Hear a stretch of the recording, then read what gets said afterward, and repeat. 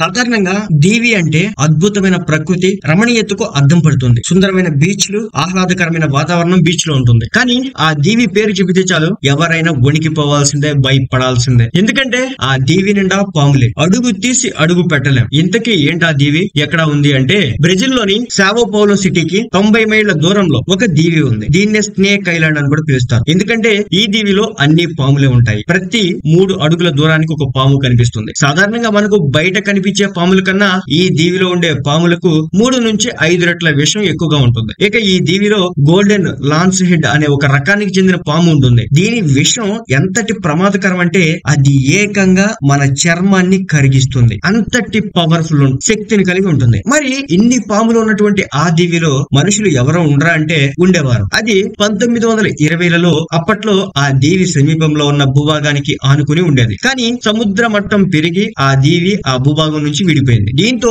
ఈ దీవిలో మనుషుల నివాసం ఉండేవారు కాదు. ఆ తర్వాత అక్కడ పాముల సంఖ్య సైతం గణనీయంగా పెరిగింది. అప్పట్లో ఈ దీవిలో ఉన్న లైట్ హౌస్ కు దగ్గరలో ఓ ఇంట్లో ఓ కుటుంబం నివాసం ఉండేది. వారు పాములు కరవడం కారణంగా రాత్రికి రాత్రే అందరూ చనిపోయారు. దీంతో అప్పటి నుంచి ఈ దీవికి ఎవరు కూడా వెళ్లడం లేదు. అయితే లైట్ హౌస్ మెయింటెనెన్స్ కోసం అప్పుడప్పుడు నేవీ వారు అత్యంత జాగ్రత్తగా ఈ దీవికి వెళ్తూ ఉంటారు. అలాగే సైంటిస్టులు కూడా ఈ దీవిలోని పాములపై పరిశోధనలు చేసేందుకు కూడా ప్రత్యేక అనుమతితో వెళ్తూ ఉంటారు. అందువల్ల ఈ దీవికి ఎవరిని వెళ్లనివ్వడం లేదు. ఇక ఈ దీవిలో ప్రపంచంలోని పలు అరుదైన రకాలకు చెందినటువంటి అత్యంత విషపూరితమైన పాములు కూడా కొన్ని ఉంటాయి. ఆ విషయం చాలా ప్రమాదకరమైంది. దాంతో మనిషి చనిపోయే అవకాశాలు చాలా ఎక్కువ. ఈ దీవి విస్తీర్ణం 43 హెక్టార్లు మాత్రమే కాగా ఇందులో సుమారు 4000 వరకు పైగా పాములు ఉన్నట్లు తెలుస్తుంది. అయితే ఇంతకు ముందు చెప్పిన గోల్డెన్ లాన్స్ హెడ్ అనే పాముకు చెందినటువంటి విషాన్ని కొన్ని లక్షల రూపాయలకు అమ్ముతున్నారు. ఈ విషయంతో గుండె జబ్బులు నయం చేసుకోవచ్చు అని చెబుతున్నారు. అయితే ఈ పాముల సంఖ్య రాను రాను తగ్గిపోతుంది. కాబట్టి